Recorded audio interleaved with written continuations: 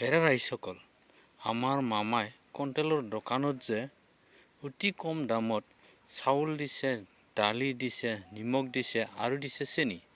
আটাইখিনি আমাৰ দুখীয়া মানুহখিনিৰ কাৰণে বহুত বেছি প্ৰয়োজনীয় বস্তু আৰু দামো অতি কম। কথাটো হ'ল কি,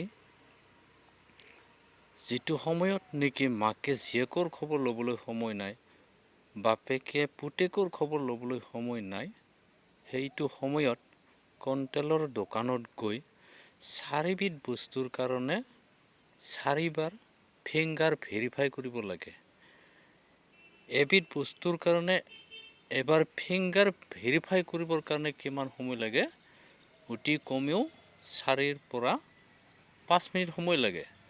4 মিনিটকৈ হ'লেও 16 মিনিট সময় গুচি যায়। যদি 5 মিনিট 20 মিনিট সময় গুচি যায়। তাৰ উপৰিও আৰু কি কেতিয়াবা নেট নাথাকে, মেচিন হেং মাৰে, গড় পতা কণ্ট্ৰলত যদি আমাৰ প্ৰয়োজনীয় বস্তুখিনি আনিব যোৱা যায়, অতি কমেও আধা ঘণ্টাৰ কমত কোনেও ঘূৰি আহিব নোৱাৰে। হয়নে ৰাইজ কথাটো? গতিকে মই মামাক এতিয়া অনুৰোধ কৰিব বিচাৰিছোঁ, আটাইকেইবিধ বস্তুৰ কাৰণে এবাৰ ফিংগাৰ ভেৰিফাই কৰিলে বস্তুখিনি দিয়াৰ ব্যৱস্থা কৰিব নোৱাৰেনে মামা? তেতিয়াহ'লে আমাৰ দুখীয়া মানুহখিনিৰ কাৰণে অলপ সহায় হ'ল হয় বুলি ভাবোঁ। কাৰণ দুখীয়া মানুহখিনি প্ৰায় কৰ্মমুখী, চাউল দালিখিনি আনি কামত যাবৰ সময় এটা উলিয়াব লগা হয়। তাতে যদি চাউল দালি আনিব যায় আধা ঘণ্টা 45 মিনিট সময় থাকিবলগীয়া হয়।